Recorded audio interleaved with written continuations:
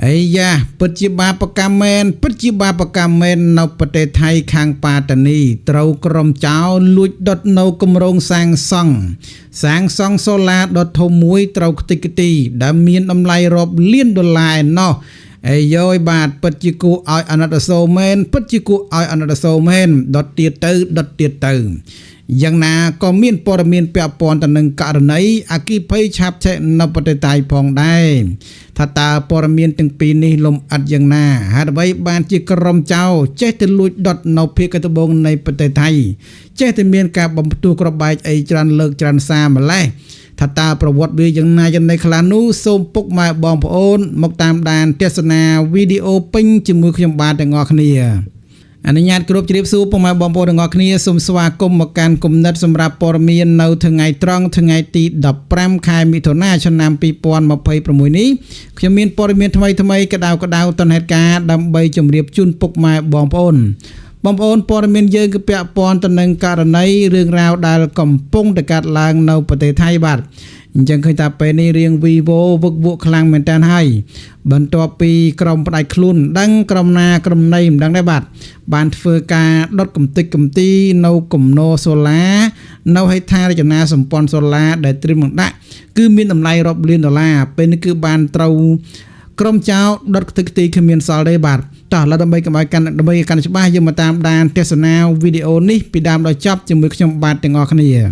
ហេតុការណ៍លួចដុតបំផ្លាញគម្រោងសូឡាខនាតធំនៅប៉ាតានីត្រូវបានអាជ្ញាធរចាត់ទុកថាវាគឺជាការប៉ុនប៉ងរារាំងដល់ការអភិវឌ្ឍសេដ្ឋកិច្ចនិងមូលដ្ឋានក្នុងខេត្តប៉ាតានីបាទយ៉ាបាទពិតជាគួរឲ្យអាណិតអាសូរមែនបាទខេត្តប៉ាតានីប្រទេសថៃកាលពីវេលាម៉ោង 3:45 នាទីទៀបភ្លឺថ្ងៃទី15ខែមិថុនាឆ្នាំ2026នេះសមត្ថកិច្ចបានទទួលដំណឹងអំពីហេតុការណ៍ដ៏អាក្រក់មួយ ដោយជនមិនស្គាល់មុខមួយក្រុមបានលួចចូលក្នុងបរិវេណការសាងសង់គម្រោងស្ថានីយ៍ធម្មពលពន្លឺព្រះអាទិត្យសូឡាគឺត្រូវបានដុតខ្ទេចខ្ទីគ្មានសល់ទេនៅក្នុងភូមិទី 4 ភូមិថាបងឃុំតឡក់ស្រុកយ៉ារីងខេត្តប៉ាតានីប្រទេសថៃសូមរំលឹកជូនថាកាលពីប្រមាណសប្តាហ៍មុនក៏មានករណីបំផ្ទុះក្របបែកបំផ្ដាច់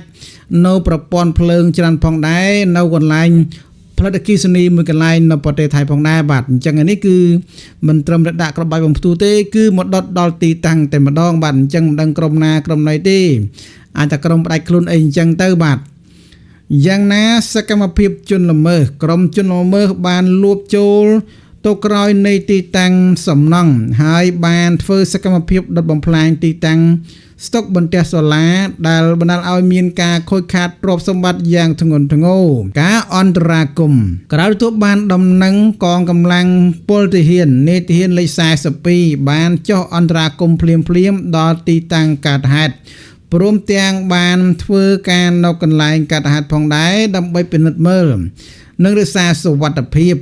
បន្ថែមលើពីនេះអាជ្ញាធរបានចាត់ក្រុមជំនាញបច្ចេកទេសនិងកងកម្លាំងប្រឆាំងទៅនឹងគ្រាប់បែកចុះទៅពិនិត្យទីតាំងដើម្បីឲ្យបានល្អិតល្អន់ជុំវិញកន្លែងកើតហេតុក្រែងលោមានគេបង្កប់បង្កាយគ្រាប់បែកជាដើមយ៉ាងណាហេតុការណ៍នេះបង្កើតឲ្យប៉ុស្តិ៍ពិនិត្យកំពុងតែដុតដៃដុតជើងធ្វើឲ្យប៉ុស្តិ៍ត្រួតពិនិត្យដុតដៃដុតជើងយ៉ាងខ្លាំងក្លាចំពោះការស្វែងរកវេកមុខជនសង្ស័យផងដែរស្ថានភាពសុវត្ថិភាព មិនមានសេចក្តីរាយការណ៍ណាមួយថាមានអ្នករងរបួសឬក៏បាត់បង់អាយុជីវិតនៅក្នុងហេតុការណ៍នោះឡើយបាទចំណុចឯបុគ្គលិកក្រុមហ៊ុនខាងលើនោះក៏មិនមានណាម្នាក់រងរបួសឬក៏ស្លាប់បាត់បង់អាយុជីវិតដែរ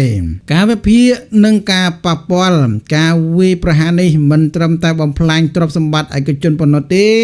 ប៉ុន្តែថែមទាំងត្រូវបានមន្ត្រីជំនាញចាត់ទុកថាគឺជាទង្វើធ្វើឲ្យប៉ះពាល់ដល់គម្រោងអភិវឌ្ឍធម្មពលស្អាត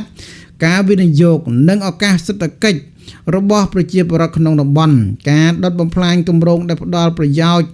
ដល់សមាគមបែបនេះឆ្លុះបញ្ចាំងយ៉ាងច្បាស់ថាក្រុមជនល្មើសមានចេតនាចង់បំផ្លាញនិងបង្កើតឲ្យមានការភ័យខ្លាចដើម្បីរារាំងដល់ការអភិវឌ្ឍនិងគុណភាពនៃជីវិតរបស់ប្រជាពលរដ្ឋថៃដែលនៅក្នុងតំបន់ភាគខាងត្បូងនៃប្រទេសថៃ បច្ចុប្បន្ននេះអាជ្ញាធរផ្នែកផ្សេងៗបានកំពុងបន្តពង្រឹងសន្តិសុខយ៉ាងតឹងរ៉ឹងនិងអំពាវនាវដល់ប្រជាពលរដ្ឋថៃឲ្យជួយតាមដាននិងផ្ដល់ព័ត៌មានដល់អាជ្ញាធរ ប្រសិនបើមានតម្រុយឬសង្ស័យអំពីបុគ្គលណាម្នាក់សូមបញ្ជាក់និងរាយការណ៍មកកាន់មូលដ្ឋានអាជ្ញាធរមូលដ្ឋានតាមរយៈលេខទូរស័ព្ទដែលបានផ្ដល់ជូនតាមប្រជាពលរដ្ឋថៃលេខ1341គ្រប់គ្រង24ម៉ោងលើ24ម៉ោងដើម្បីរួមគ្នាការពារសន្តិសុខ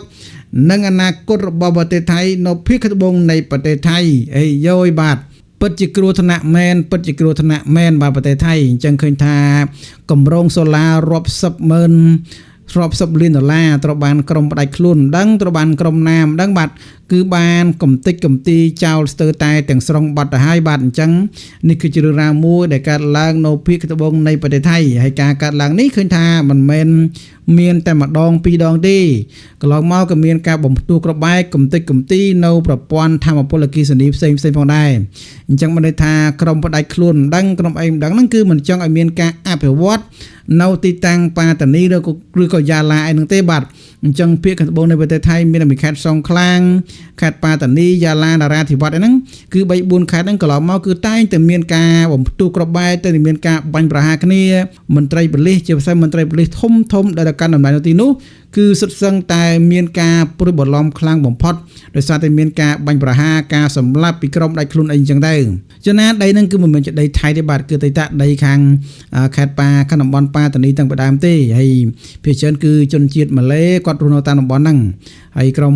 ផ្ដាច់ខ្លួនជនជាតិថៃមិនដឹងជនជាតិម៉ាឡេមិនដឹងយើងមិនទាន់បានដឹងទេបាទដោយសារតែកន្លងមកទោះបីជាមានការបាញ់ប្រហារក៏ពិតមែនប៉ុន្តែមិនទាន់មានរបាយការណ៍ណាមួយថាចាប់បានជនសង្ស័យឬក៏ជនល្មើសនោះបផ្ដន់ទាទោតាមផ្លូវច្បាប់ឲ្យបានទេគឺមិនដែលមានទេបាទបងប្អូនយើងក៏ងាកមើលព័ត៌មានមួយទៀតពាក់ព័ន្ធទៅនឹងករណីគីភ័យឆាបឆេះនៅប្រទេសថៃដូចគ្នាគឺពាក់ព័ន្ធទៅនឹងហេតុការណ៍គីភ័យដរន្ធត់មួយបានកើតឡើងដោយបានឆាបឆេះហាងលក់ឧបករណ៍សិប្បកម្មមួយកន្លែងដែលមានទីតាំងស្ថិតនៅក្នុងតំបន់មាត់ទន្លេមេគង្គក្នុងស្រុកសៀងសែនយោងតាមប្រភពព័ត៌មានបានឲ្យដឹងថាអណ្ដាតភ្លើងបានឆាបឆេះយ៉ាងសន្ធោសន្ធៅនិងមានភាពខ្លាំងក្លាខ្លាំងការអន្តរាគមន៍ក្រុមសមត្ថកិច្ចបានសម្របសម្រួលបញ្ជូនក្រុមប្លុកគីភ័យជាច្រើនគ្រឿងឡានប្លុកគីភ័យជាច្រើនគ្រឿងដើម្បីចុះទៅជួយអន្តរាគមន៍និងគ្រប់គ្រងស្ថានភាពផងដែរការខូចខាតទ្រព្យសម្បត្តិនិងទំនិញនៅក្នុងហាងត្រូវបានខូចខាតយ៉ាងធ្ងន់ធ្ងរស្ទើរតែទាំងស្រុងដែលប៉ាន់ប្រមាណមានតម្លៃរហូតដល់រាប់សិបលានបាតឯណោះបាទពិតជាគួរឲ្យអាណិតអាសូរមែនទែនការស៊ើបអង្កេតម្ចាស់ហាងបានផ្ដល់ព័ត៌មានបឋមតាក់ទងទៅនឹងចំណុចនេះគឺដើមហេតុនៃការឆាបឆេះនេះក្រុមការងារបានស្រាវជ្រាវស៊ើបអង្កេតបន្ថែមរងចាំការតាមដានអំពីមន្ត្រីជំនាញនិងអ្នកស៊ើបអង្កេតដើម្បីរកមូលហេតុពិតប្រាកដនៃអគ្គីភ័យឆាបឆេះនេះផងដែរបាទអញ្ចឹងបានន័យថាអគ្គីភ័យឆាបឆេះនេះអាចថាមិនមែនមកពីបញ្ហាផ្ទុះសេខ្សែភ្លើងទេជាបញ្ហាអីផ្សេងមួយចឹងទៅហើយខាងក្រមការងាររបស់ប្រទេសថៃក្រមការងារខាងគេហ្នឹងក៏កំពុងតែព្យាយាមរកមូលហេតុពិតប្រាកដនៃការឆាបឆេះនឹងផងដែរតើវាមកពីអ្វីមកពីផ្ទុះសេខ្សែភ្លើងមកពីអ្នកដុតឬក៏យ៉ាងណាបងប្អូនចឹងព័ត៌មានយើងសម្រាប់ល្ងាចនេះខ្ញុំសូមបញ្ចប់តែប៉ុណ្ណេះសិនចុះអរគុណច្រើនសម្រាប់ការតាមដានទស្សនាតាំងពីដើមដល់ចប់សូមអរគុណសូមគោរពលាយើងជួបគ្នានៅវីដេអូក្រោយៗទៀតបាទរាល់កំហុសខុសឆ្គងសូមពុកម៉ែបងប្អូនមេត្តាខន្តីនិងអភ័យទោស